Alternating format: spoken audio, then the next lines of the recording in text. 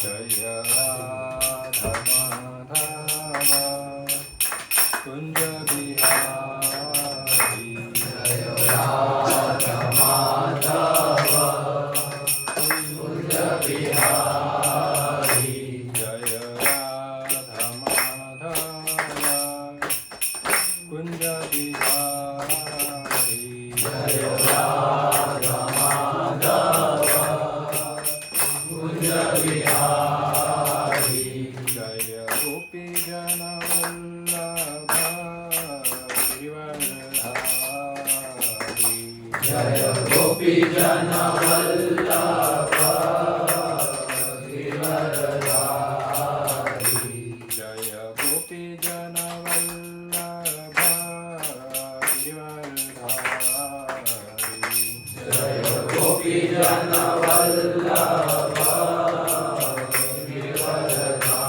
जय यशोदानंदन भज जनरंजन यशोदानंदन भज जनरंजन जय यशोदानंदन भज जनरंजन यशोदानंदन भज जनरंजन यमुना तीरावनचारी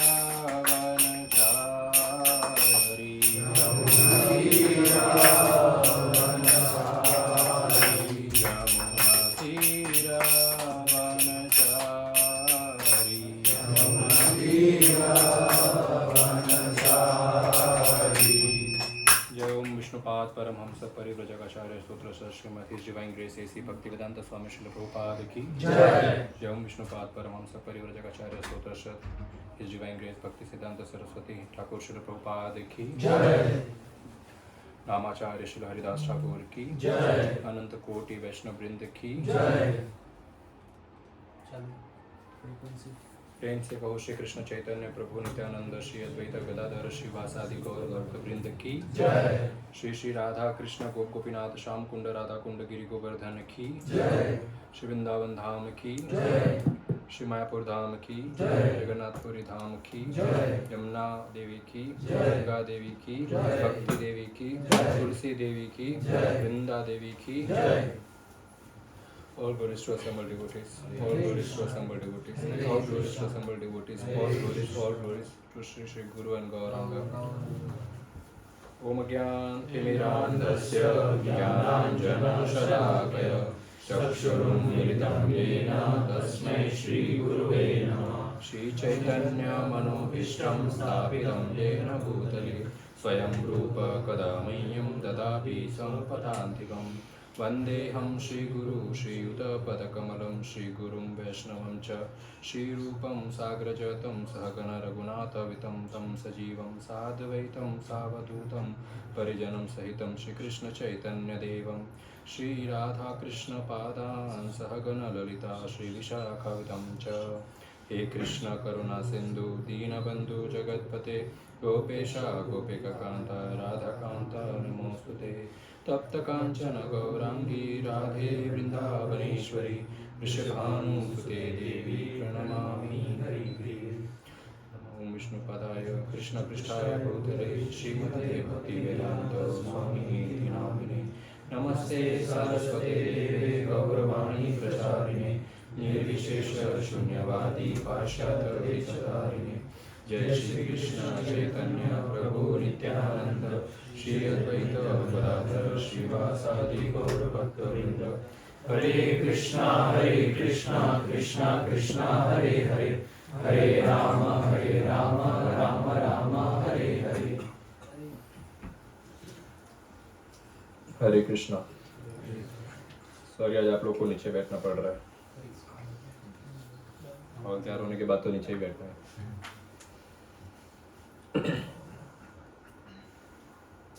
आप लोग कितने लोग नहीं आए थे लास्ट संडे यूथ फेस्टिवल में? कितने लोग नहीं आए थे? आप लोग ग्रुप में हैं युवा एमवीएस के? ठीक है, आपके लिए फिर से रखेंगे प्रोग्राम नीचे।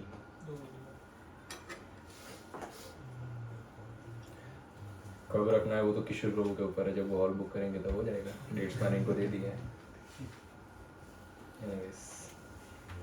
सो हम क्या चर्चा कर रहे थे? कुबेर देवता श्राप मुक्त हुए। Very good. फिर उनको अलाउ किया कि आप यहाँ पर रहिए, गंधमंदन पर्वत है, यहाँ पर जंगल है, आप लोग यहाँ पर वास करिए। तो चार भाई कह रहा हूँ मैं, चारों भाई थे वहाँ पर। द्रौपदी और ब्राह्मण पीछे थे आश्रम में। फिर कटुरगज की सहायता से द्रौपदी और सभी ब्राह्मण भी जो है वहाँ पर कुबेर देवता के जो जंगल है उनके लोक का, दरवाजा खोलिए, गंधमंदन, वहाँ पर भी आ गए। अब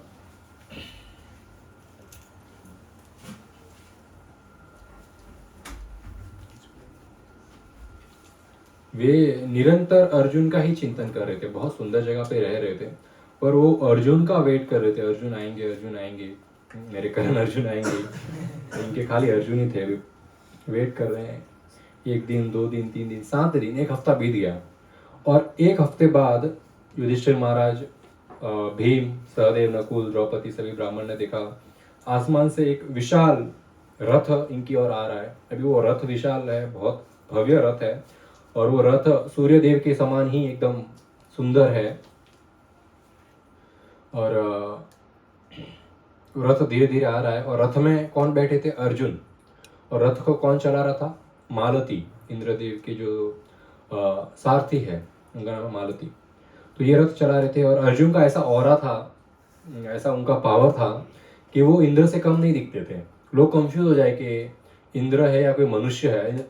अर्जुन मनुष्य है, इंद्रदेव है, परंतु उनका ऑरा ही वैसा था। उनको इतने सुंदर वस्त्र सिल्क के पहने हुए, इतने सुंदर जेवरात, और वापस जब इंद्र से विदा ले रहे थे तो इंद्र ने उनका मुकुट उनको गिफ्ट में दे दिया पहनाने।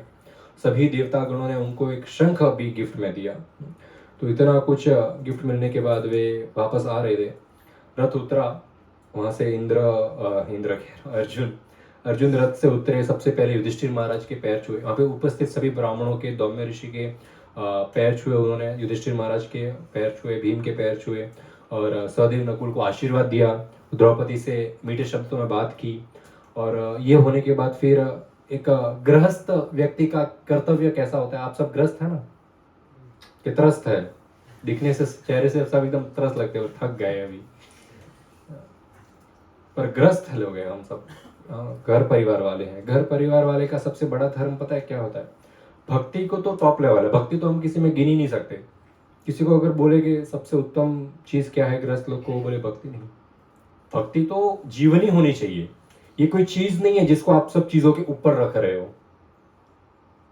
परिवार में किसी को कहा जाए कि छोटे बच्चे को आप सबसे ज्यादा किससे प्यार करते हो पूरे परिवार में, तो वो सबसे टॉप पर माता को रख सकता है, क्योंकि फिर पिता भी है, भाई बहन भी है, रिलेटिव्स है, दादा दादी है। भक्ति ऐसी चीज है जिसको कंपैरिजन करके या फिर ये इसके ऊपर नहीं रखा जाता। भक्ति जीवन है, व्यक्ति को पूरा जीवन भक्ति में ही जीना चाहिए। एक व्यक्ति ने हमको कहा कि ये सब तो क्या नाटक है, कि मन में ही भगवान को याद करना है इनफ है, बाहर ये सब क्या है? तो नहीं, मन में याद करना इनफ नहीं है ना, जीवन में कृष्ण ही होने चाहिए, बाकी सब हमारी रेगुलर ड्यूटीज है। भक्ति करना कोई ड्यूटी नहीं है। जैसे कि व्यक्ति को भूख लगी है तो वो खाना खाता है, तो वो 3 टाइम खाएगा ही। कोई तपस्वी है 2 टाइम खाएगा, कोई अधिक तपस्वी 1 टाइम ही खाएगा, पर खाना तो खाएगा ही वो, तो वो ड्यूटी नहीं निभा रहा, राइट? थोड़ी देर कोई बाहर खड़े रहे तो उसको आसानी होगा अंदर आने में ना। एक 10 मिनट के लिए सिर्फ रुकना बाहर फिर आ जाना। तो हम क्या कह रहे थे? खाना, प्रसाद पाना, ये रिस्पॉन्सिबिलिटी नहीं है ना, कोई ड्यूटी है क्या? ये पर खाना खाना ये हमारी रिस्पॉन्सिबिलिटी है क्या? हमारा कर्तव्य है खाना खाना? नहीं, ये नेचुरल है, हर व्यक्ति खाना खाएगा। उसी प्रकार भक्ति व्यक्ति के जीवन में नेचुरल होनी चाहिए। बड़े अचंभे की बात है, लोगों को भक्ति का कहते तो बोले टाइम नहीं है या फिर करेंगे, तो करेंगे क्या होता है? व्यक्ति का जीवन भक्ति में होना चाहिए। वो सुबह उठे, परिवार, वो उसकी पत्नी, उसके माता पिता, उसके बच्चे, सुबह उठते ही उनका कर्तव्य होना चाहिए फ्रेश होकर, तैयार होकर भगवान के विग्रह की सेवा करे और नाम जप करे। मोस्ट इंपॉर्टेंट ये कर्तव्य ग्रस्त, ड्यूटी वर्शिप मोस्ट इंपॉर्टेंट थी ग्रस्त के लिए। जैसे जीवन में भक्ति तो होनी चाहिए, उसका कोई कंपैरिजन नहीं है, वैसे ही भक्ति में माला होनी चाहिए। कोई अगर कहे ना कि भक्ति में क्या करूं, तो उसमें हम ये नहीं कह सकते तो नाम जप कर। नाम जप मस्ट है हर व्यक्ति के लिए, फिर अगर कोई कहे भक्ति में नाम जप तो है मस्ट, और क्या करो, विग्रह सेवा करो, वैष्णवों की सेवा करो, यात्रा जाओ, मंदिर जाओ, दान पुण्य करो, ये भक्ति में लेवल्स आती है। और हरि नाम जो हरि नाम ही भक्ति है। बाकी चीज क्या है, भक्ति क्या होता है, भगवान का नाम जप करना ही भक्ति है। हर गृहस्थ का ये कर्तव्य है कि वो सुबह उठे, भगवान के विग्रह की सेवा करे, नाम जप करे, फिर अपना जो रेगुलर ड्यूटीज है वो करे, क्योंकि भक्ति ड्यूटी नहीं है, बाकी सब भौतिक संसार का कार्य ड्यूटी होता है। व्यक्ति सो जाता है, ये ड्यूटी नहीं है उसका सोना, वो नेचुरल है। भक्ति नेचुरल होना चाहिए, किसी को जबरदस्ती नहीं करना चाहिए, कर कर कर कर। और अगर जबरदस्ती करनी पड़ रही है तो व्यक्ति को विचार करना चाहिए कि मैं करूं। अगर कोई इतना कह रहा है तो शायद ही इंपॉर्टेंट होगा, इंपॉर्टेंट नहीं होता तो नहीं कहते। पढ़ाई करना इंपॉर्टेंट है, इसीलिए माता पिता वो बच्चे को पूरा टाइम बोलते पढ़ाई कर, तो इंपॉर्टेंट है इसीलिए कह रहे हैं ना, वरना कोई मजा थोड़ी आ रहा है उनको टोकने के लिए। यहाँ पर मजा थोड़ी आ रहा है लोगों को बोलने के लिए भक्ति कर। वो इंपॉर्टेंट है, मोस्ट इंपॉर्टेंट है, उसका कोई कंपैरिजन नहीं है। अब दूसरी बात करें कि गृहस्थ व्यक्ति के लिए क्या क्या इंपॉर्टेंट चीजें हैं, तो उसमें से एक बहुत महत्वपूर्ण है, वो है अतिथि सत्कार। एक व्यक्ति को अतिथि सत्कार सबसे उत्तम होना चाहिए। घर पे मेहमान आए हैं, वैदिक काल तो ऐसा होता था, घर में दुश्मन भी आता है तो उसका अतिथि सत्कार बहुत अच्छे से किया जाता है, ये नियम होता था। भले वो दुश्मन है, अतिथि सत्कार टॉप मोस्ट का होना चाहिए। टॉप मोस्ट कहेंगे कि बोले सुविधा नहीं है इतना कि व्यक्ति को घर पे आया तो ड्राई फ्रूट खिलाओ, उसका पूजा, ये सब सुविधा नहीं है। पानी का ग्लास और बैठने की जगह और मीठे शब्द, ये तीन चीज तो व्यक्ति के पास होगा ही होगा। वो भले 7 दिन से भूखा हो, कोई अगर भिक्षा मांगकर अपनी जीवनी गुजार रहा है तो कभी शायद उसके पास खाने के लिए वस्तु ना हो, पर पानी हमेशा उपलब्ध होता है। और अगर पानी भी ना हो, मान लिया पानी भी नहीं है, बैठने की अवस्था तो होती है कि कहीं बिठाए। कोई बोले कि मेरे पास तो रहने को घर ही नहीं है, वो जल पिया हुए वहां पर पानी पी लेता हूँ, भीख मांगकर खा लेता हूँ, सड़क पे सो जाता हूँ, यही है मेरा तो घर, यही है मेरी गृहस्थी। कोई होते हैं ऐसे भी लोग होते हैं ना, उनके वो कैसे अतिथि सत्कार करें, वो है मीठे शब्द बोलकर। आपके पास संसार में व्यक्ति के पास कुछ भी ना हो, कितना भी गरीब हो, मीठे शब्द हमेशा होते हैं व्यक्ति के पास।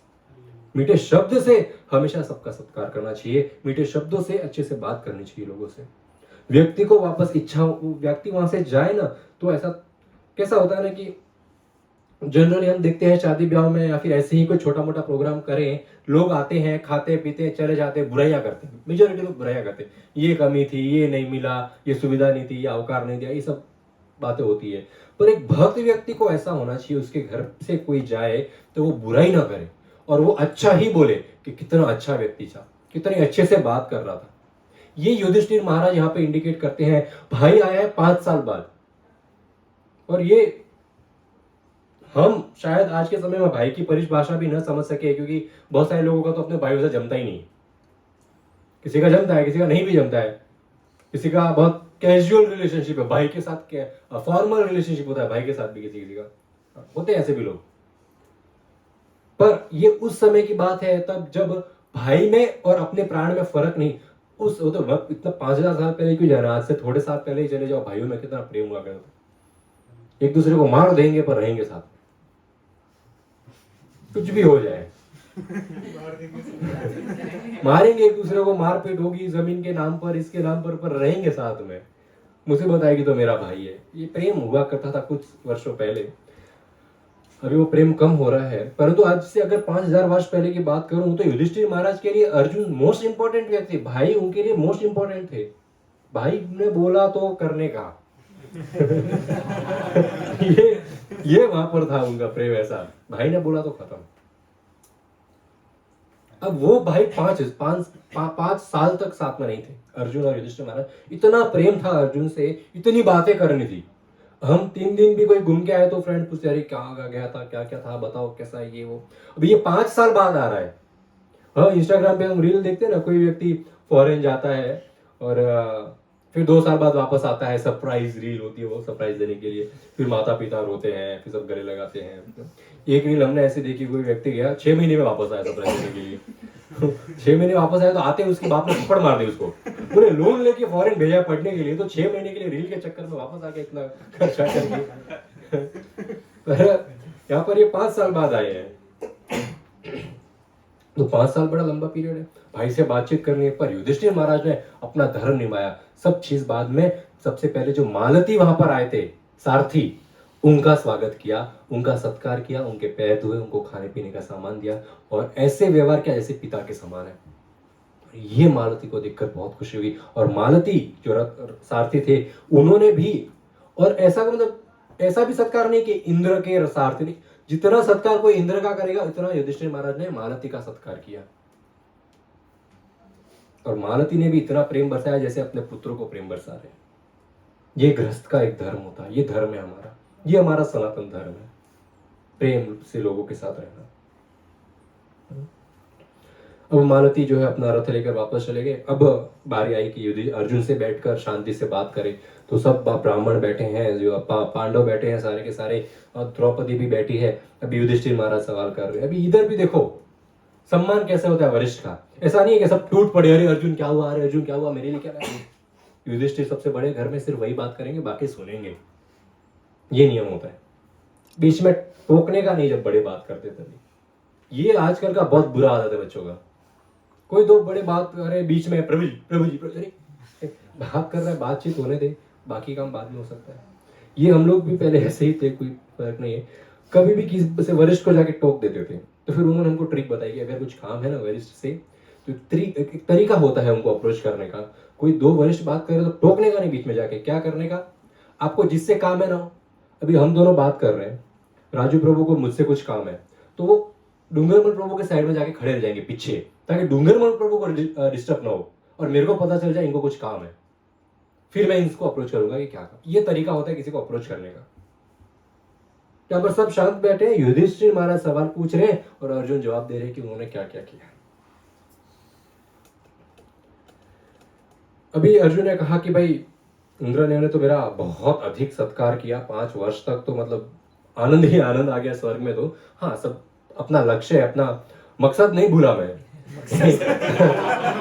वापस आके कौरवों को उड़ाना है, ये मैं नहीं भूला हूं, पर फैसिलिटी सब उधर थी उपलब्ध। युद्ध कैसे करना है, हथियार कैसे चलाने हैं, सब देवताओं ने इतनी वेपन्स वगैरह दिए हैं, शिव जी भगवान ने अपने वेपन्स मुझे दिए हैं, रुद्र अस्त्र सब दिए हैं उन्होंने, और श्राप भी मिला है, गलती नहीं थी फिर भी अप्सराओं से। तो सब डिटेल बताया उन्होंने। फिर कहा कि जब मैं निकलने को 5 वर्ष पूरे होने को आए, जब मैं निकलने को आया तब मैंने इंद्र को कहा कि कुछ दक्षिणा तो देनी चाहिए। अभी इंद्र वैसे पिता है, पर गुरु का पोजीशन निभाते हुए उन्होंने सब सिखाया है अर्जुन को। तो अर्जुन ने कहा कि मुझे कुछ दक्षिणा देनी थी इंद्र को। तो मैंने इंद्र को अप्रोच किया और इंद्रदेव को पूछा कि मैं क्या दक्षिणा दे सकता हूं आपको। इंद्र ने कहा वैसे तो आप मेरे पुत्र हो और पुत्र से मुझे कोई आशा नहीं है और मेरे को कोई चीज की कमी भी नहीं है। एक चीज है जो अगर आप करो तो मैं उसको एज अ दक्षिणा एक्सेप्ट करूंगा। बोले कि समुद्र की गहराई में एक बहुत बड़ा टाउन बसा हुआ है।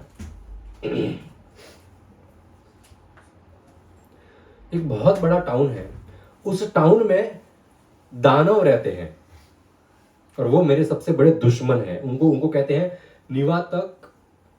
निवातक वचस करके एक प्रजाति है दानवों की। ये वहां पर वास कर रहे हैं। समुद्र की गहराई में एक सिटी है। वो समुद्र क्रॉस करके जाएंगे तो एक दुनिया निकलेगी जहां पर आसमान जमीन सब है और वहां पर वो सिटी है और वहां पर ये राक्षस रहते हैं। इनको मार दो। इंद्र के लिए यही है, राक्षसों को मारने का उनका कर्म, उनका कार्य यही है, राक्षसों को मारना है। तो बोले ये कर दो तो कि मेरा वो दक्षिणा माना जाएगा। बोले ठीक है, पिताजी का जैसा आज्ञा। अभी अपना एडवेंचर पे निकल गए मालती और इंद्र, अरे अर्जुना दोनों अपने एडवेंचर पे निकले। विशाल सुंदर रथ है, बड़े बड़े पहियों वाला। पता नहीं पहिए क्यों लगे, उड़ता तो हवा में वो। घोड़े चलाते हैं उसको, उड़ाते हैं, पर पहिए लगे उसमें। और हवा में भी जब वो रथ चलता है उसके पहियों से ऐसे भयंकर आवाज आती है कि दुश्मन कांप जाते हैं।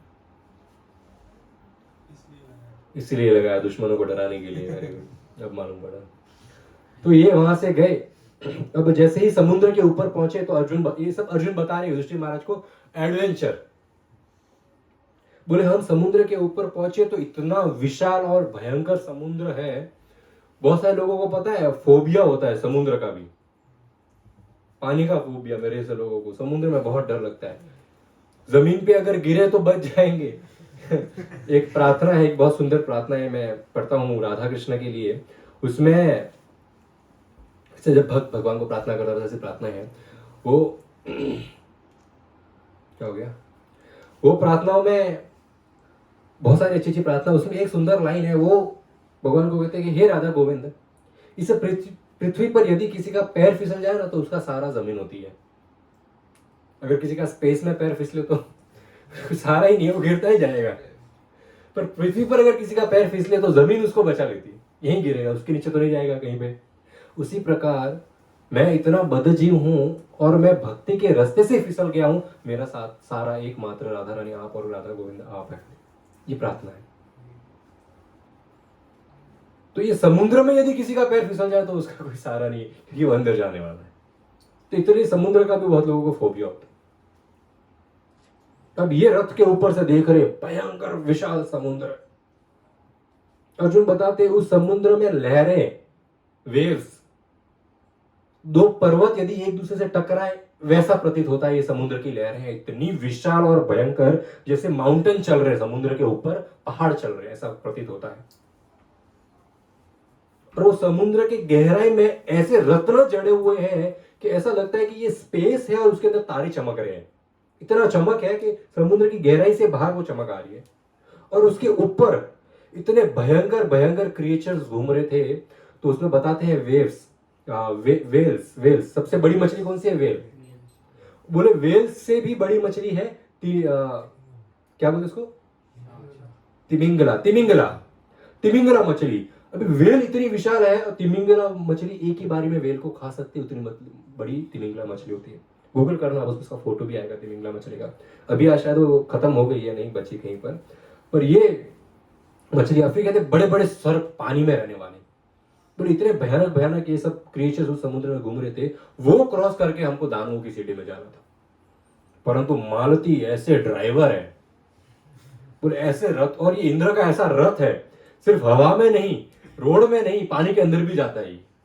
और उसमें भी व्यक्ति डूबे नहीं, वैसा सबमरीन बन जाता है पानी के अंदर जाने का। बड़ी एडवांस टेक्नोलॉजी देवताओं के पास, हमारे पास कुछ भी नहीं है, हम तो खाली नाम के हैं। और हम सोचते हैं महान है। कभी चांद पर चले गए, सोचते हैं कोई तीर गाड़ लिया हो, तो वहां पर जाके झंडा गाड़ लिया हो, जाके झंडा ही गाड़ते, मिलता कुछ नहीं है। चांद पे चले गए बोलते हैं, भक्ति करने को बोलते हैं तो लोग बोलते हैं लो दुनिया चांद पे चली गई है, तुम लोग अभी भी क्या भक्ति भक्ति। अरे ये भक्ति करेंगे तो ऐसा रथ मिलेगा टेक्नोलॉजी वाला, चांद तो कुछ नहीं है, समुद्र के अंदर से कहाँ जाएंगे। अगर स्वर्ग मिल गया तो समझो सब है, वो भक्ति करनी चाहिए। अगर किसी को भगवान के पास नहीं जाना, स्वर्ग जाने के लिए भक्ति करो। एक व्यक्ति आया था ना महाराज जी के, महाराज जी के पास एक व्यक्ति आया, वो व्यक्ति बोलता है महाराज जी मैं सिर्फ नाम जप इसलिए कर रहा हूँ ताकि मरने के बाद मेरे को बहुत सारी अप्सराएं मिले। मेरा मकसद भी एकदम सेट है भाई, परफेक्ट है, मेरे को भी अप्सराएं चाहिए। बोले कर महाराज नाम जप तो कर, शायद अंत में नाम जप करते करते उसका मन थोड़ा डाइवर्ट हो जाए। बोले छोड़ो, स्वर्ग अप्सरा कौन जैसे गौड़ हो जाते हैं, कैसा भी भाव आ जाए। और अगर वैसा भाव नहीं है तो स्वर्ग तो मिलेगा ही। प्रभुपाद को किसी ने पूछा, आप लोग इतना ये सब आपके भक्त, आपके अपने डिसाइपल्स, ये सब डिवोटीज हैं, इन लोग इतना माला कर रहे हैं, पर इनको क्या गारंटी है कृष्ण लेके जाएंगे? प्रभुपाद ने बोला गारंटी नहीं है कृष्ण लेके जाएंगे, इस बात की मैं गारंटी देता हूं लोग स्वर्ग तो पक्का जाएंगे। माला करने से पाप तो खत्म हो गए, जिसके पाप नहीं है वो नरक नहीं जाएगा, नरक नहीं जाएगा तो उसका तो एक ही ठिकाना बचा है, वो स्वर्ग। बोले स्वर्ग जाएंगे लोग, और स्वर्ग से बाद फिर अच्छे घर में परिवार में जन्म लेंगे, फिर से भक्ति करने का मौका मिलेगा। नहीं वैसा हमारा गोल तो नहीं है स्वर्ग जाने का। पर ये मालती उस रथ को ऐसा पानी के अंदर से लेके गए, पानी की वो एरिया क्रॉस करके उन लोग उस सिटी में पहुंच गए, वहां पर जहां पर वो दानव रहते थे। अब ये रथ वहां से जब आ रहा था तो पहियों का ऐसा भयानक आवाज आया कि वो दानव इतने घबरा गए, उन्होंने उसके पूरे सिटी के गेट सब बंद कर दिए।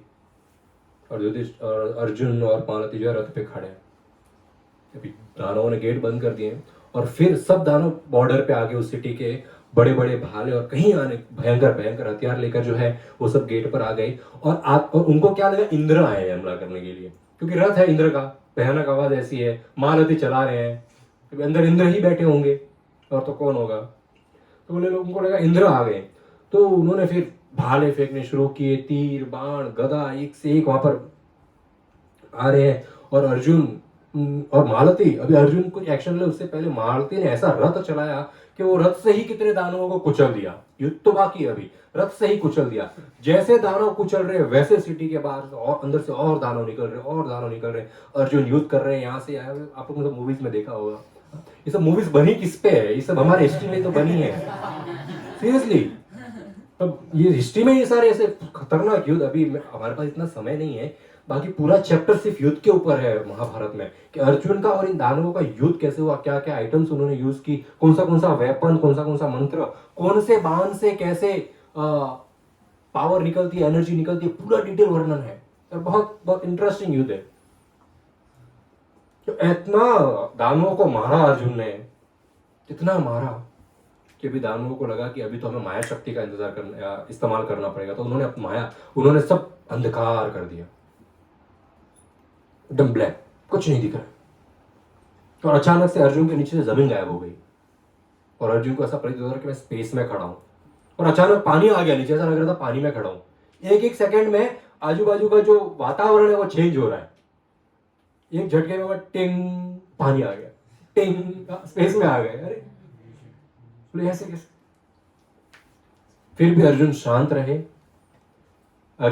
रहे और भगवान का नाम उच्चारण किया, ब्रह्मा जी के दिए हुए शस्त्र यूज किए, शब्द वेदी, यानी ये सब इल्यूजन जो हो रहा था ये राक्षसों के शब्दों से हो रहा था, मंत्रों से। तो इन्होंने भी शब्द वेदी, इन शब्दों को फाड़ने का, शब्दों को खत्म करने का ऐसा मंत्र उच्चारण किया कि सब गायब हो गया, वापस सब दानव जो है दिखने लग गए उनको। अब दानव जो छुपे हुए थे माया में, वो उनका पावर खत्म हो गया, वापस दिख रहे हैं, तो वापस सिटी के अंदर भागने लगे। वो जैसे जैसे सिटी के अंदर भाग रहे थे, अर्जुन पीछे भाग रहे थे और मार रहे थे, सब दानव मर गए। अभी सिटी के बाहर अर्जुन खड़े हैं और नीचे मतलब दानवों का पूरा खेत मरे पड़े दानव, घोड़े को उतारने की जगह नहीं है, नीचे पैर रखने की जगह नहीं है, पूरा दानवों से भरा पड़ा है, मतलब बिल्कुल खाली जमीन है ही नहीं। तो बोले रथ को थोड़ा हवा में ही रखो, और तो क्या, बोले जमीन ही नहीं है तो फैसिलिटी है हमारे पास, तो थोड़ा ऊपर ही रखो जमीन से, सर पैर गंदे नहीं होने चाहिए घोड़ों के, दानवों के रक्त से नहीं होना चाहिए। ऊपर रखा और अचानक आसमान से अर्जुन को आवाज आने लगी, धड़ धड़ धड़ धड़ धड़ धड़। ऊपर देखा तो बड़े के बड़े पर्वत गिर रहे ऊपर से। अभी तक राक्षस हमला कर रहे हैं, अभी तक जो राक्षस बचे थे वो हमला कर रहे हैं, और ऐसे पहाड़ ऊपर से गिरने लगे, पूरा अंधकार छा गया और अर्जुन को महसूस हो रहा था कि वो कोई किसी गुफा में फंस गए, हर जगह पत्थर ही पत्थर दिख रहे हैं।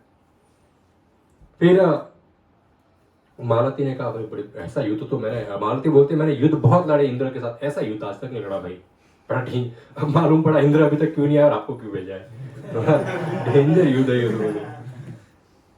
मालती ने बोला अभी वज्र का इस्तेमाल करो। तो वज्र का इस्तेमाल किया अर्जुन ने, और जितने पत्थर थे वो सब चकनाचूर हो गए, और चकनाचूर हो गए, और बाकी जो पत्थर है वो बड़े बड़े स्टोन में कन्वर्ट होके इन जो बच्चे कुचे राक्षस थे उनके ऊपर गिरने लगे। तो वो राक्षस नीचे से उत्पन्न हो रहे थे, घोड़े को पैर खींच रहे थे नीचे उतारने के लिए रथ को, और फिर वो पत्थरों के नीचे आकर सारे के सारे मर गए।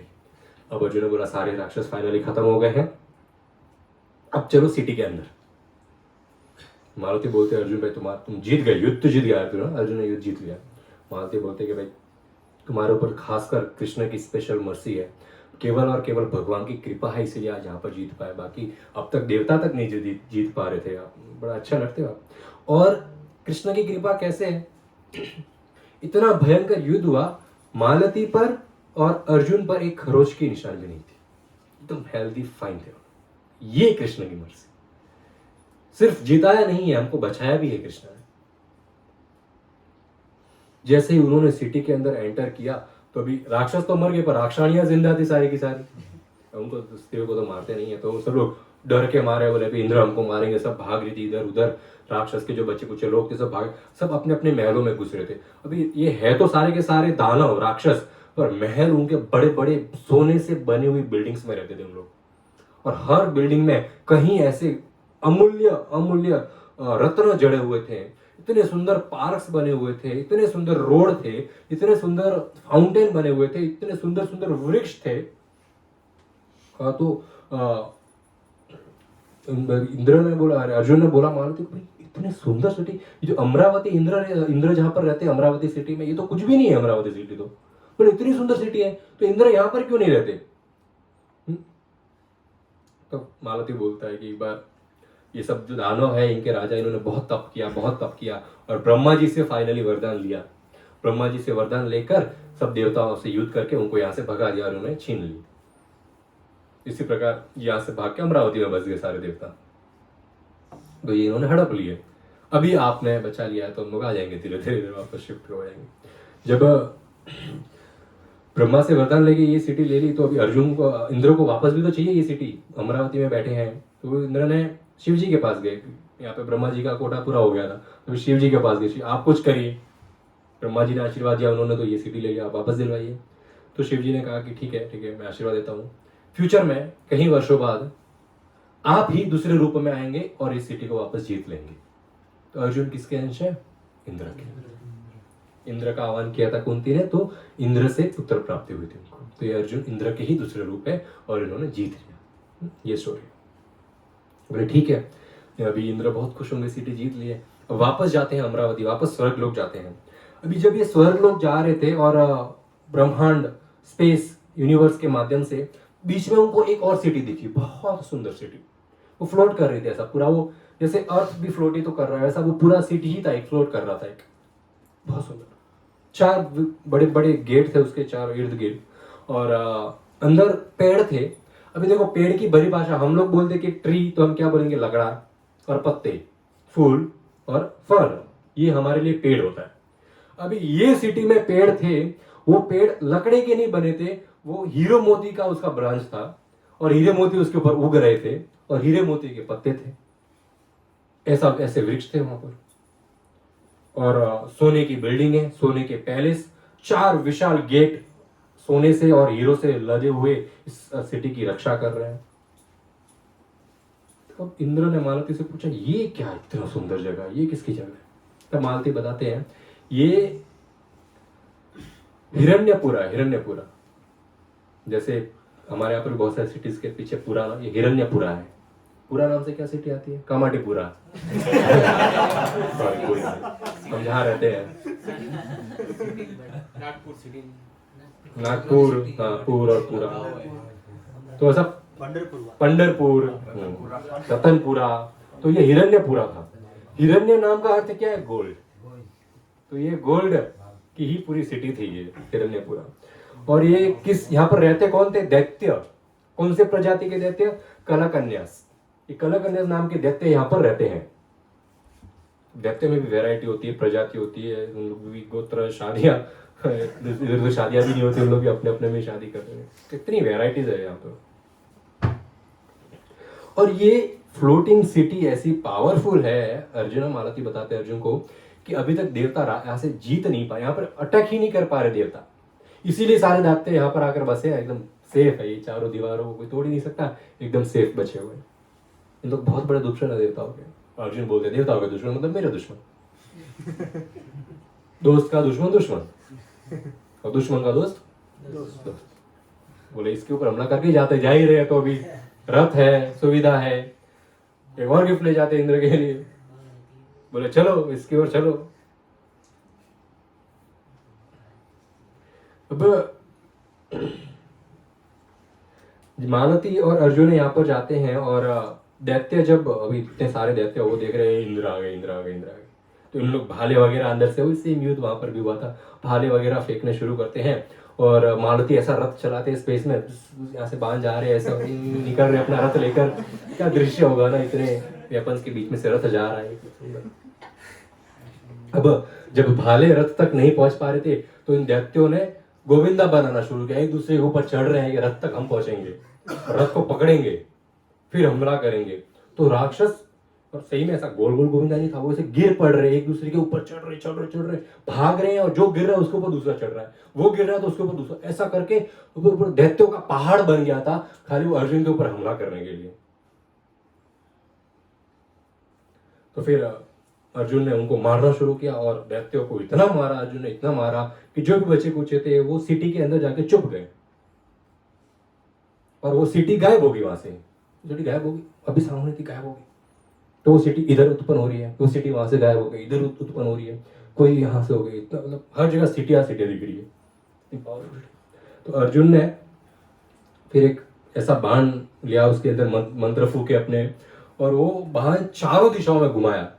कोई एक सिटी को तो लगेगा कहीं पे तो, और वो इतना डेंजर बाण था, और वो सिटी को एक बाण ऐसा लगा कि सिटी के चितड़े उड़ गए, और वो सिटी स्पेस से गिरकर नीचे कोई प्लेनेट था उस धरती पर, अर्थ कोई तो प्लेनेट था, उसके ऊपर वो गिर गए, टुकड़े टुकड़े हो गए, उस पूरे सिटी के टुकड़े हो गए। अभी सब दानव निर्घर हो गए, कोई घर वगैरह नहीं है, अभी सिटी तो टूट गई। अब फिर वो दानव फिर से अटैक करने लगे, वो सिटी हार गए, सिटी का टुकड़ा टुकड़ा हो गया है। पर वो दानवों की क्वांटिटी इतनी थी, उन लोग इतने क्वांटिटी में थे, उन लोग इतना हमला कर रहे थे और घमासान युद्ध किया। डिटेल आप लोग पढ़ लेना महाभारत में। इतना घमासान युद्ध किया कि अर्जुन हारने लग गए। अभी अर्जुन जब हारने लग गए, तब अर्जुन ने कहा कि इंद्र का तो हमने वज्र यूज कर लिया था अभी थोड़ी देर पहले, अभी शिव जी के हथियार है जो वो यूज करते हैं। तो उन्होंने शिव जी के मंत्र गायन उच्चारण किए, और उन मंत्रों से एक भयानक विशाल राक्षस नहीं कह सकते, शिव गण थे, तो शिव गण उत्पन्न हुए। उनके 3 सर थे, पर हर सर पर 3 आंखें थी। कितनी आंखें हुई? 9 आंखों वाले ये शिवगण थे, बड़े भयानक विशाल थे। और कपड़ों में उन लोग, कपड़े किस चीज के कपड़े पहने होंगे सोचो? और सांप के कपड़े पहने थे, जिंदा सांप के कपड़े थे उनके, पूरे शरीर पर सांप लपेटे हुए थे। और उनके बाल जो है वो आग के जैसे भयानक थी ये शिवगण की। क्योंकि ये शिव के ही एक रूप है, तो अर्जुन ने उनको नमस्कार किया, और ये जो भाग के जो दानव जो दैत्य थे उनको मारने लगे ये शिवगण। अभी वो दैत्य क्वांटिटी में बहुत सा था, तो और कुछ सहायता चाहिए। तब अर्जुन ने जो है शिव जी के दूसरे मंत्र गाने शुरू किए और तीर छोड़ने तो शुरू किए। तो हर तीर में से कभी शेर आ रहे हैं, कभी बैल आ रहे हैं, कभी बहुत सारे सांप आ रहे हैं। फिर दूसरे तीर छोड़े, उसमें से भूत प्रेत पिशाच आने लगे, और घमासान दैत्यों में और शिवगणों में हो रहा है। और फाइनली अर्जुन जीत गए और दैत्य हारे। और ये जब खुशखबर जो है ये इंद्र के पास लेके गए अर्जुन, इंद्र को बड़ा खुश हो, बोले एक तीर से 2 निशाने हो गए, तो मारना तो खाली एक का था, बीच में आते आते और किसी को भी मारते आगे, बोले ये तो अच्छा हो गया। बोले फिर अर्जुन इंद्र ने आशीर्वाद दिया कि मैं आशीर्वाद देता हूँ कि अभी सोचो अगर ये कौरव देख रहे ऐसे भयानक राक्षसों को ऐसे बुरी तरह अर्जुन ने पीटा है, ऐसा मारा है उनको ऐसे ऐसे बाणों से। कौरव तो साधारण इंसान है, उनके पास ना गायब होने की फैसिलिटी है, ना कहीं जाने की फैसिलिटी है, वो तो बस खाली रथ के ऊपर चढ़ के बाण मार सकते हैं, वो अर्जुन से लड़ेंगे। इंद्र ने बोला आपको तो आशीर्वाद देने की भी जरूरत नहीं है, फ्यूचर पक्का हमको मालूम है क्या होने वाला है। पर फिर भी देखो अर्जुन, इतना सब होने के बाद भी अर्जुन मन से हार गए थे युद्ध में। युद्ध करने के पहले खुद मन से हार गए। व्यक्ति के पास कितनी भी शक्ति हो, कितना भी पावर हो, कितना भी बल हो, ये कुरुक्षेत्र का युद्ध के पहले अर्जुन और पांडव की जो जर्नी है, इतनी सुंदर जर्नी है, इतने सुंदर उनको वेपन्स मिले हैं, इतना सुंदर उनका प्रैक्टिस हुआ है, इतना सुंदर देवताओं से ऋषियों से आशीर्वाद मिला है, परंतु फिर भी मन से हार गए। कुरुक्षेत्र के युद्ध में शुरू हुआ उससे पहले ही मन से हार गए। फिर वास्तविक जब भगवान की कृपा हुई तब जाके वो कुरुक्षेत्र का युद्ध जीत गए। तो व्यक्ति यदि सोचे मेरे पास बहुत धन है, मैं बहुत पावरफुल हूं, कोई भी पुलिस को मैं फोन लगा के कुछ भी कर सकता हूं, जज मेरे जेब में है, बड़े बड़े मिनिस्टर मेरे जेब में है, नेता मेरे जेब में, कितना भी व्यक्ति पावरफुल हो, उसका मन उसके काबू में नहीं है, व्यक्ति पूरी दुनिया को काबू में कर सकता है। फिर यहाँ पर इंद्र ने आशीर्वाद दिया कि आप जरूर जीतोगे, आपको कोई नहीं हरा सकता। और फिर इंद्र ने मेरे को भेज दिया और अभी मैं आपके सामने बैठा हूं। युधिष्ठिर महाराज और सब ब्राह्मणों ने और ये पांडवों ने इतनी सुंदर जब जर्नी सुनी, बड़े खुश हो गए, बड़े खुश हो गए। भीम बोलते मुझे तो अभी से दिख रहा है कि कौरव मर चुके हैं। फ्यूचर मुझे अभी भी दिख रहा है, कौरव मर चुके हैं ऑलरेडी। युधिष्ठिर महाराज बोलते जरा देख सकता हूँ आपको पास कैसे कैसे वेपन्स है, जरा एक बार दर्शन तो करवाइए। अभी ये फिजिकल, ये टेंजिबल वेपन्स नहीं है, जैसे मतलब इनटेंजिबल है, ये दिखते नहीं है, जब उनका उच्चारण किया जाए तो प्रकट हो जाते हैं। तो अर्जुन ने बोला अरे हाँ हाँ वेपन्स है भाई, दिखाऊंगा। तो उन्होंने मंत्र उच्चारण शुरू किया तो पूरा पृथ्वी कांपने लग गया, पूरा आकाश में अंधेरा हो गया। बोले युधिष्ठिर महाराज कि हमारे ऊपर तो नहीं डाल रहे हो कहीं खाली दिखाना है, छोड़ने नहीं है उनको। और तब ब्रह्मा जी और नारद मुनि और बहुत सारे देवतागण प्रकट हो गए। फिर उन्होंने बहुत अच्छी बात बोली, प्रकट सब हो गए, बोला खाली नारद मुनि ने, अर्जुन ये शो ऑफ करने के लिए नहीं दिए गए हैं ये सब तीर वगैरह, ये सब वेपन्स किसी को दिखाने के लिए नहीं दिए गए। ये सिर्फ युद्ध होगा तब इनका आह्वान करना, तभी आपकी सहायता करेंगे। व्यक्ति के पास कुछ भी हो जाए, बड़ा धन, बड़ा इकट्ठा नाम फेम सब हो जाए, उसको कभी भी शो ऑफ नहीं करना चाहिए, हमेशा हम्बल रहना चाहिए। देखो मेरे पास क्या है, ये देखो मुझे क्या मिला। कहीं पे 500 रुपए का गौशाले में कोई दान भी कर दिया तो स्टेटस डालता है रसीद का, आज फलाना फलाना जी ने गायों के लिए 500 रुपए, 500 गायों को दान डाला या खुद को दान डाला, समझ में नहीं आ रहा है। किसी कोई बुरा मत मानना, घर घर माटी के चूल्हे हैं।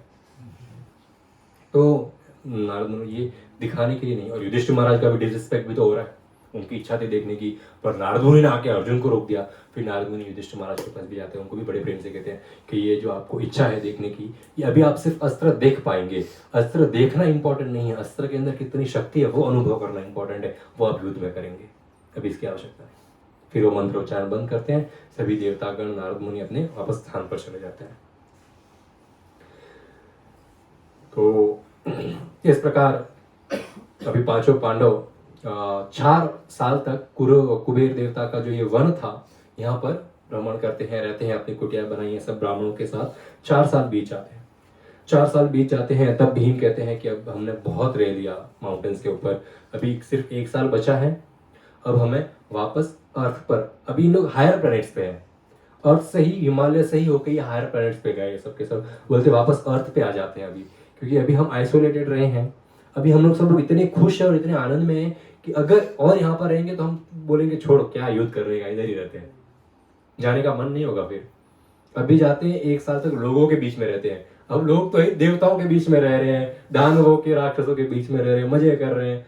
और अभी दानवों के साथ रहना इजी है, देवताओं के साथ रहना, इंसानों के साथ रहना बड़ा मुश्किल है, बड़ी एकदम अलग ही प्रजाति है ये इंसानों की। बोले थोड़ा 1 साल जाते हैं तो थोड़ा फेमिलिटीज वापस आएगी, इंसानों के साथ रहेंगे, आदत पड़ेगी इंसानों के साथ रहने की, क्योंकि मारना तो इंसानों को ये अंत में जाकर वहां पर थोड़ा आदत भी डालते हैं। बोलते कि ठीक है अभी नीचे उतरना शुरू करते हैं, 2 साल बाकी थे वापस वनवास पूरा होने में उनका। तो बोले ठीक है हम नीचे उतरते हैं यहाँ से, और घटोत्कच को बुला के वापस जो है ये बद्रिक आश्रम आ गए। युधिष्ठिर महाराज ने कुबेर देवता को और पूरे जंगल को दंडवत किया और प्रॉमिस करके गए कि हम जीतेंगे, हम राज करेंगे, रिटायरमेंट का टाइम हो जाए वापस यहीं आएंगे, सबसे बेस्ट स्पॉट है रिटायर होने के लिए, वापस यहीं पे आएंगे हम।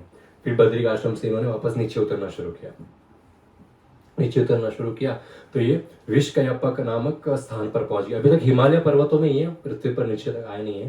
तो विषकयप नामक स्थान पर पहुंचे तो मॉनसून शुरू होने वाला था, बारिश का सीजन, बारिश के सीजन में ट्रैवल नहीं करते, तो क्या अभी 4 महीना यहीं पे इस वन में ही यहाँ पर ही रहेंगे, फिर ट्रैवल करेंगे। तो वहां पर रह रहे थे फर्स्ट डे, और ये भीम का रिकॉर्ड रहा है, जहाँ पे भी नया जगह गए फर्स्ट डे तो घूमने जाएगा ही, दौरा रहने के लिए, आजू बाजू में क्या है, क्या चल रहा है, कौन रहता है इधर और उसमें वो कुछ ना कुछ तो लफड़ा होता ही है। फिर श्री महाराज को जाना पड़ता है सॉल्व करने के लिए। तो अभी फर्स्ट डे हुआ, भीम निकल गए टहलने के लिए जंगलों में। तो उनका तो चलने का स्टाइल भी वैसा है कि पेड़ को हटना पड़ेगा, जानवरों को हटना पड़ेगा, वो नहीं हटेंगे। अब भीम जा रहे हैं और देखा एक सामने पर्वत के जितना बड़ा विशाल सांप गुलाटी मार लेटा हुआ है। भीम बोल रहे मेरा रास्ता रोका तूने, कितना भी बड़ा सांप है अपने घर पे, ये मेरा रास्ता रोका है। सांप, महाभारत वर्णन करता है ये सांप इतना जहरीला सांप। अभी आप लोग पता नहीं देखते कितने होशियार है, जो चीज जहरीली होती है उसका हम कैसे अनुमान लगाए, कैसे पता लगाए कि ये जहरीला है। कोई भी जानवर कैसे पता चले ये जहरीला है। तो एग्जांपल, चलो मैं क्वेश्चन पूछता हूँ फ्रॉग्स के बारे में। पता है फ्रॉग्स, कुछ फ्रॉग्स जहरीले होते हैं जिनको टच करने से इंसान मर सकता है, कुछ फ्रॉग्स जहरीले नहीं होते। कैसे पता लगाए कौन सा फ्रॉग जहरीला है? कलरफुल होता है। क्या आंखें, आंखों में नशा होता है? तो जो कलरफुल फ्रॉग्स होते हैं ना वो जहरीले होते हैं, खूबसूरत अट्रैक्टिव चमक धमक दिखने वाले उन लोग वो जहरीले होते हैं।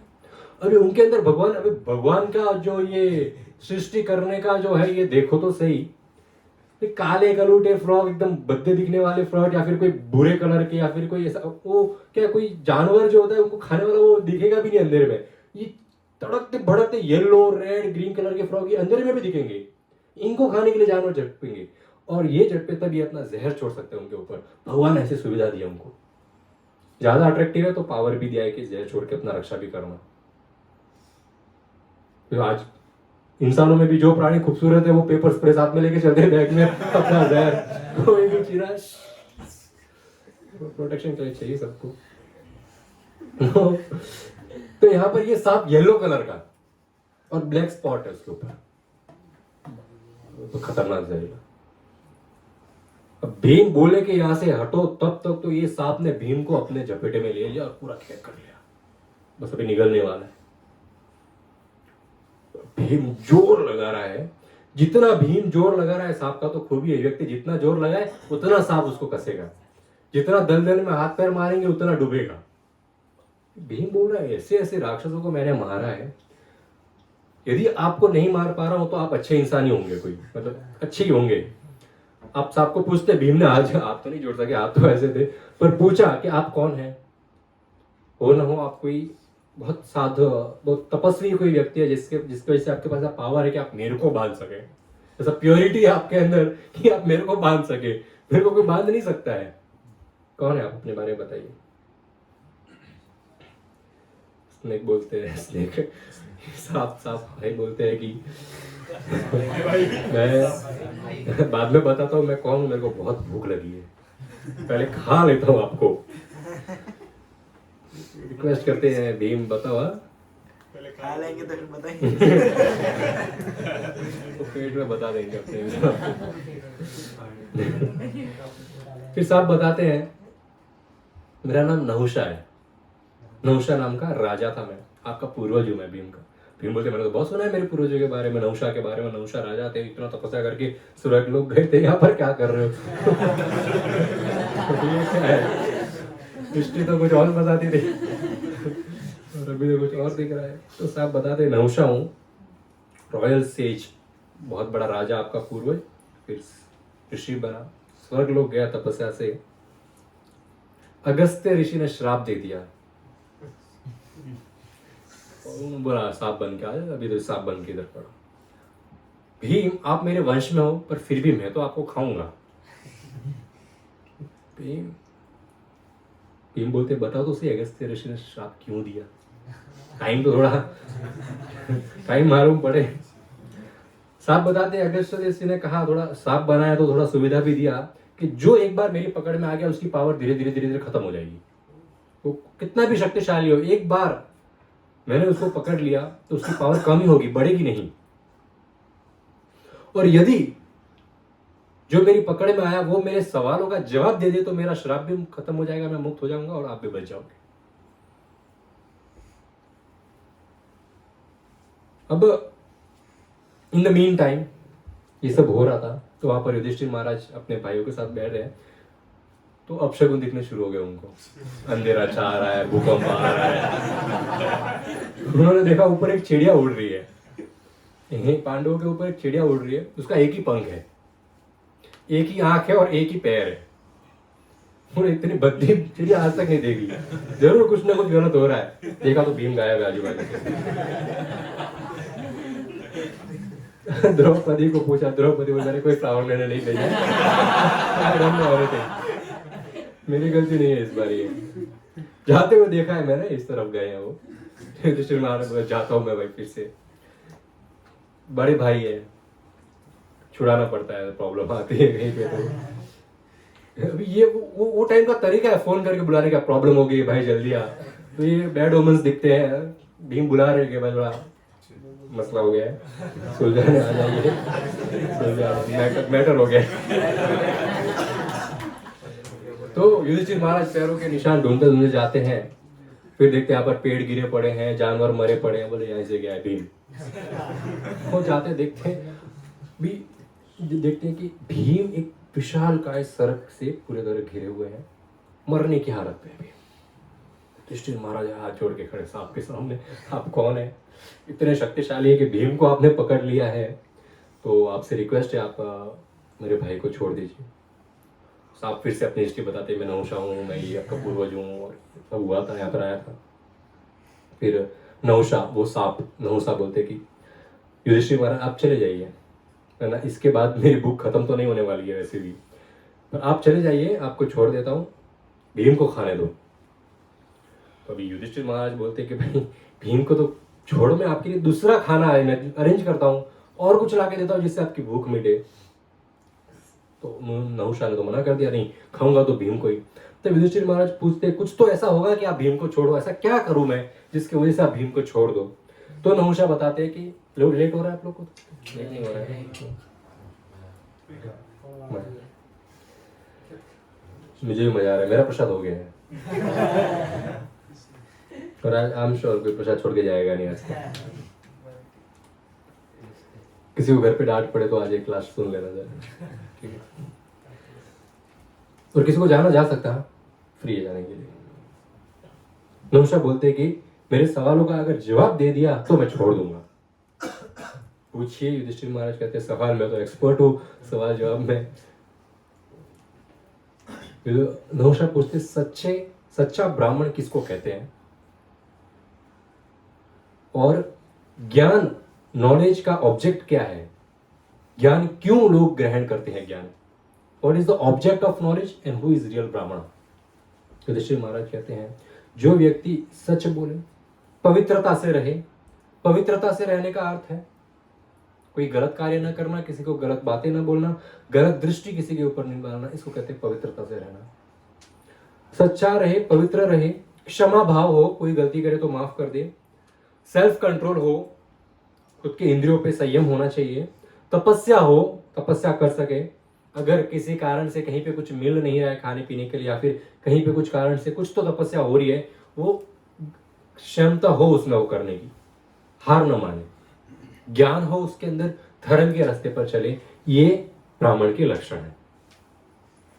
नहुषा बोलते ये लक्षण तो जो ब्राह्मण परिवार में पैदा नहीं हुआ है उसके अंदर भी होते हैं। तो युधिष्ठिर महाराज कहते हैं ब्राह्मण जन्म से कोई नहीं होता है, जिस व्यक्ति के अंदर हमें ये लक्षण दिखे वही ब्राह्मण है, चाहे वो किसी भी परिवार में जन्म क्यों न हुआ हो। ऑब्जेक्ट ऑफ नॉलेज, ज्ञान अर्जित करने का लक्ष्य क्या है। तब युधिष्ठिर महाराज कहते हैं ज्ञान से परम ब्रह्म भगवान श्री कृष्ण का बारे में जब मालूम पड़ जाए, और जो ड्यूअलिटी है संसार की कि Krishna is different and this world is different, ये जो द्वैत है ये मिट सके, कृष्ण को एक ही देखे हम, ये नॉलेज का गोल, ये ऑब्जेक्ट है। नहुषा कहते हैं अगर दो विपरीत चीजों को एक देखा जाए तो व्यक्ति सुख और दुख का अनुभव कैसे करेगा। थोड़ा डीप फिलोसॉफी है, आप लोग बहुत हंस लिए, अभी जरा सीरियस होने का बारी है। व्यक्ति सुख और दुख को कैसे डिफरेंशिएट कर पाएगा। अगर भगवान को एक मान लिया, फिलोसॉफी को एक मान लिया, सुख दुख कैसे एक्सपीरियंस होंगे। तब युधिष्ठिर महाराज कहते हैं भौतिक संसार के सुख और दुख अलग अलग होते हैं, यही सुख और दुख जब आध्यात्मिक बन जाते हैं भगवान के धाम में, दोनों का एक ही मजा होता है। भगवान से मान करना, भगवान के ऊपर गुस्सा करने में भी वो आनंद आता है, भगवान के साथ खुश रहने में भी वही आनंद आता है। ये है एकता, ये है नॉन ड्यूअलिटी। युधिष्ठिर महाराज कहते हैं जो सुख और दुख भगवान के धाम में व्यक्ति एक्सपीरियंस करता है उसका परवर्टेड रिफ्लेक्शन है भौतिक संसार में, वही सुख और दुख यहाँ पर अलग अलग महसूस होते हैं।